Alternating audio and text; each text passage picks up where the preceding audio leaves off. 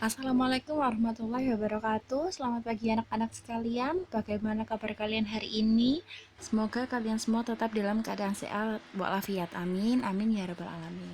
Anak-anakku, selalu Bunda ingatkan setiap kali pertemuan tetap semangat ya. Tetap semangat belajarnya walaupun pembelajaran masih kita lakukan secara daring ataupun secara online. Dimanapun kita belajar itu sama saja asalkan niat kita belajar itu masih tinggi. Baik anak-anakku, sebelum kita mengawali pembelajaran pada hari ini, marilah kita terlebih dahulu mengangkat kedua tangan kita memohon kepada Allah Subhanahu wa taala agar Allah Subhanahu wa taala senantiasa memberikan kita kemudahan, memberikan kita nikmat, memberikan kita kesehatan agar proses pembelajaran hari ini dapat berjalan dengan lancar. Amin amin ya robbal alamin. Berdoa dimulai.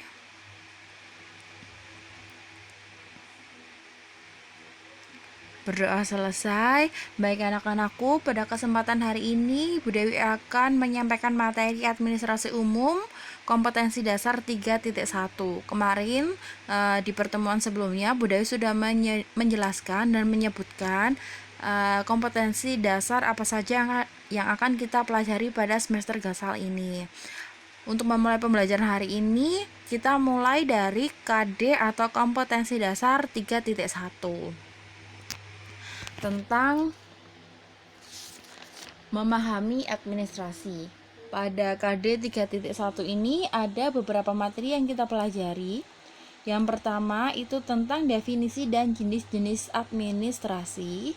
Kemudian yang kedua tentang definisi kantor. Dan yang ketiga itu tentang ruang lingkup dari administrasi perkantoran.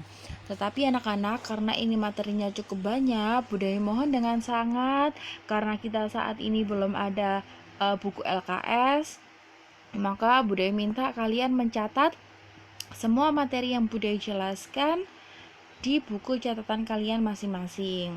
Kemudian bukunya harus disampul yang rapi. Jika ada yang tidak jelas bisa langsung dicat di grup supaya teman-teman lainnya juga bisa mengetahui pertanyaan dari kalian.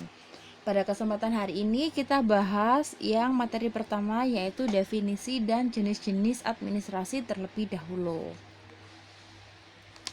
Nah, kita sering dengar kata-kata administrasi. Apa itu administrasi? Ada yang tahu? Kalau ada yang tahu silakan chat di grup. Administrasi adalah sertakan nama dan nomor absen kalian. Itu bisa menjadi nilai tambah kalian, nilai keaktifan kalian di dalam proses pembelajaran. Ya. Oke, kita lanjutkan. Jadi pengertian administrasi yaitu suatu kegiatan ataupun usaha yang berkaitan dengan penyelenggaraan kebijakan guna mencapai suatu tujuan.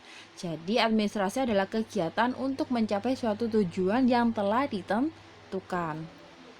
Ada beberapa pendapat yang menjelaskan pengertian administrasi secara luas adalah seluruh proses kerjasama dari dua orang ataupun lebih dalam mencapai tujuan bersama dengan memanfaatkan sarana dan prasarana tertentu secara berhasil guna dan berdaya guna. Jadi ada tujuan yang sudah ditetapkan sebelumnya.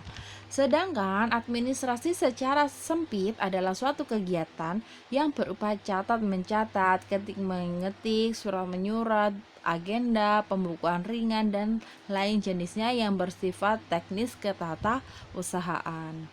Jadi anak-anakku, dari beberapa pendapat di atas, maka dapat disimpulkan bahwa administrasi adalah segenap proses penyelenggaraan kegiatan tata usaha yang dilakukan oleh dua orang ataupun lebih dalam kerjasama mencapai suatu tujuan yang telah ditentukan. Baik anak-anakku, kita lanjutkan di materi selanjutnya yaitu jenis-jenis dari administrasi. Kegiatan administrasi yang sudah kalian ketahui itu sangat luas, di mana jenis-jenis administrasi antara lain yang pertama adalah administrasi negara.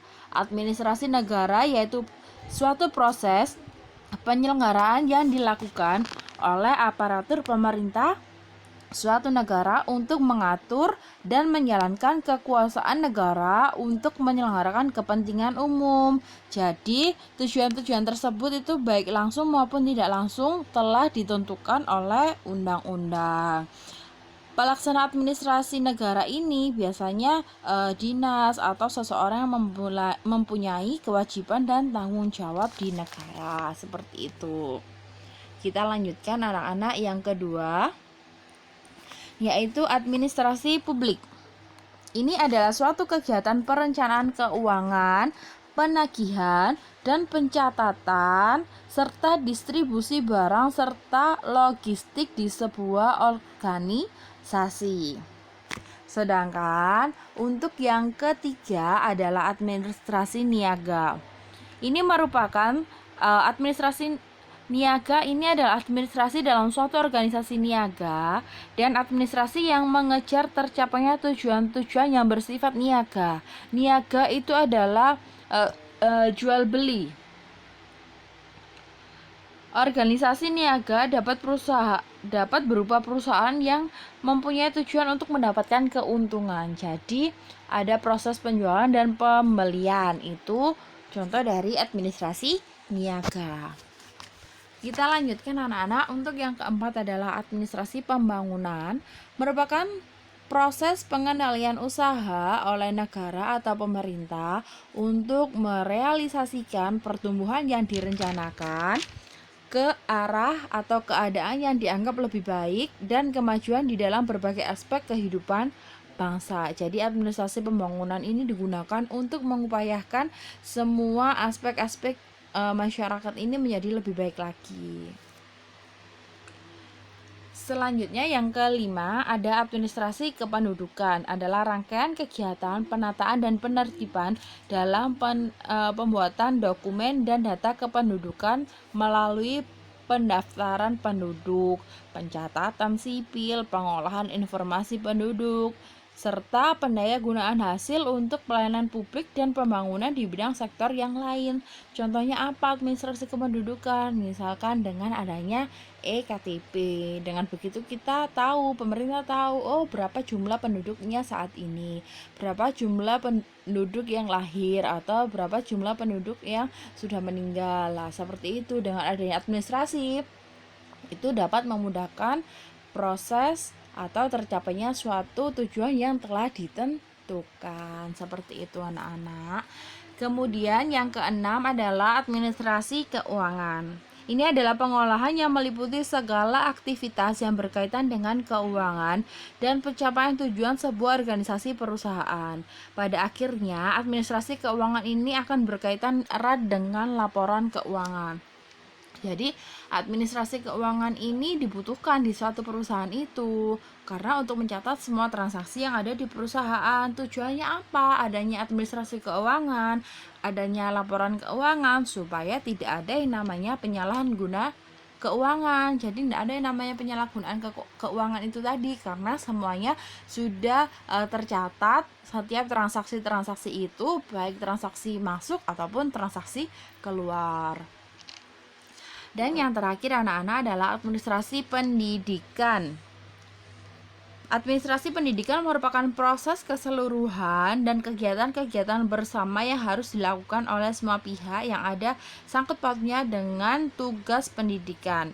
Administrasi pendidikan itu mencakup kegiatan yang luas, meliputi kegiatan perencanaan, pengorganisasian, pengarahan, pengawasan, khususnya di dalam bidang pendidikan yang diselenggarakan di sekolah-sekolah.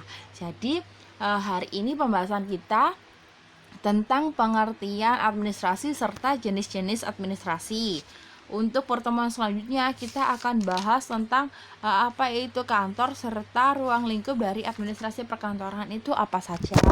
Demikian, jika ada yang ditanyakan atau kalian kurang jelas, anak-anak bisa bertanya melalui grup WA ya, grup WA kelas. Nanti akan Bu Dewi jawab dan Bu Dewi sampaikan jawabannya di grup tersebut. Terima kasih anak-anakku, Bu Dewi akhiri pembelajaran hari ini. Mohon maaf, tetap semangat dan semoga bermanfaat. Jaga kesehatan, jangan lupa memakai masker dan jaga jarak. Terima kasih. Assalamualaikum warahmatullahi wabarakatuh.